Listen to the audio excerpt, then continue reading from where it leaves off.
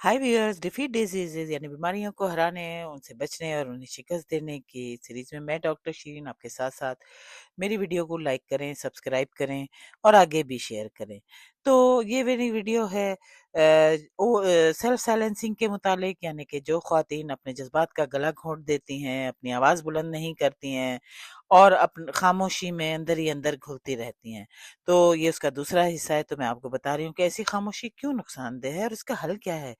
सवाल ये कि ख़्वातीन खामोश क्यों रहती हैं? वही जैसे मैंने बताया कि हमें सिखाया जाता है कि बर्दाश्त करो, रिश्ता बचाओ, झगड़ा मत करो, अरे घर टूट जाएगा। अच्छी औरत खामोश हो जाती है। ये रवैया अक्सर लाशऊरी भी होता है, लेकिन इसका नुकसान हकीकी होता है। रिसर्च बताती है कि जो ख़्वातीन इख्तिलाफ में अक्सर खामोश रहती हैं, उनमें दिल की बीमारी, डिप्रेशन, हत्ता के वक्त से पहले मौत का खतरा ज्यादा होता है।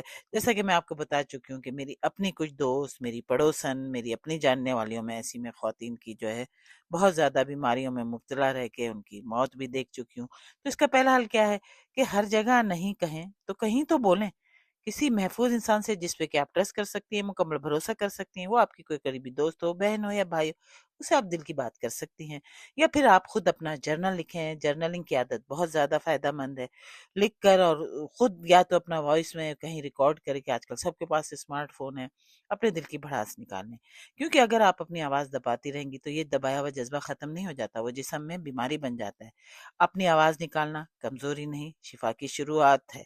तो अपने आप को अहमियत दें, अपनी ज़हनी सुकून को, अपने मेंटल पीस को अहमियत दें।